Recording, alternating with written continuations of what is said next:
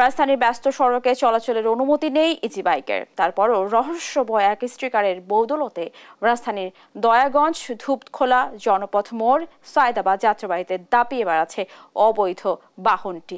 অভিযোগ আছে অসাধু ট্রাফিক পুলিশকে ম্যানেজ করেই দীর্ঘদিন ধরে স্টিকার বাণিজ্য গড়ে তুলেছে একটি সিন্ডিকেট, যার নেপথ্যে রয়েছেন গন্ডারিয়া থানা ছাত্রলীগ সভাপতি হিজরা নেত্রী সহ নাম সর্বস্ব সাংবাদিকও। বিস্তারিত শাহাদাত দিশাদের রিপোর্টে।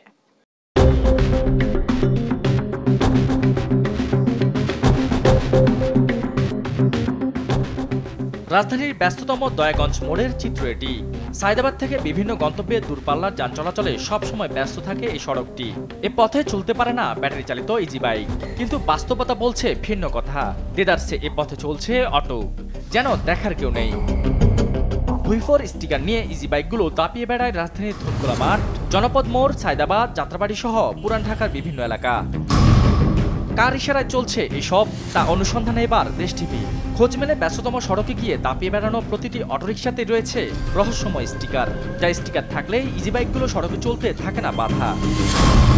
অনুসন্ধানে বেরিয়ে এসেছে K3 number 1, 7 star, gear, dolphin, দৈনিক অগ্নিশিখা, জরুরি সংবাদপত্র সহ নামে বেনামে নানা স্টিকারে চলছে ইজি বাইকগুলো। স্টিকারের নেপথ্যে রয়েছে গেন্ডারিয়া থানা ছাত্রলীগের সভাপতি জাহিদ হাসান, দৈনিক মুক্ত খবর, বাংলার ডাক, অগ্নিশিখা সহ বিভিন্ন সংবাদপত্রের নাম সর্বস্ব সম্পাদক ও রিপোর্টার। আছেন সুমনা নামে এক হিজড়াও।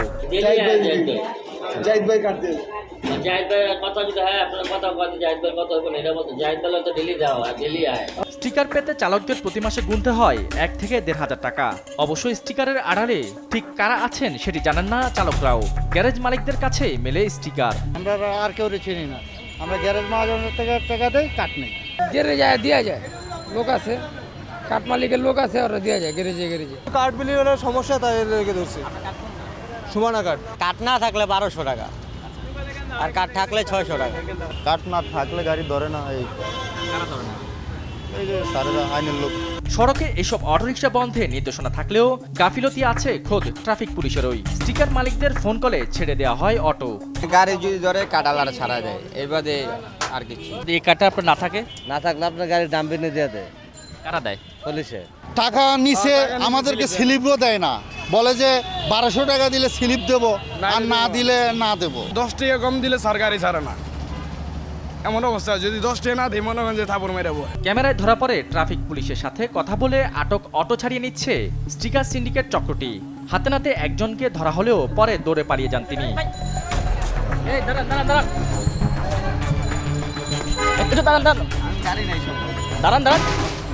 মুহূর্তেই ভোল পাল্টে ফেলে ট্রাফিক পুলিশও। আমাদের যে বিল দেবে, যে ড্রাইভার বিল দেবে, আমরা তাকে ছাড়ে দিই। কিন্তু একটু আগে তো আমরা দেখলাম যে একটা যে কার্ড মালিকের লোক, সেটা আমার দেখার, আপনার থেকেই নিল, আপনার থেকে সেটা আমার দেখার বিষয় না। বিষয়টি জানা নেই বলে দাবি পুলিশের ঊর্ধ্বতন কর্মকর্তাদের।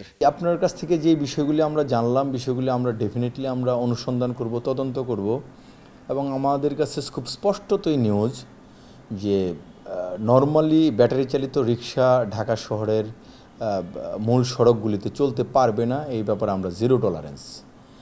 নাম্বার 2, যদি এইগুলি অলিতে গলিতেও চলে তাহলে নিজ দায়িত্ব অবশ্যই চলতে পারে, সেক্ষেত্রে কোনো টোকেন বিজনেস সেটাকেও 0 টলারেন্স, এটাই আমরা অন্তত এনশিওর করতে চাই। পুলিশের এই কর্তা বলছেন ইজি বাইকের স্টিকার সিন্ডিকেটের সঙ্গে কারো সংশ্লিষ্টতা পেলে কাউকেই ছাড় দেওয়া হবে না। শাহাদাত নিশাত, দেশ টিভি, ঢাকা।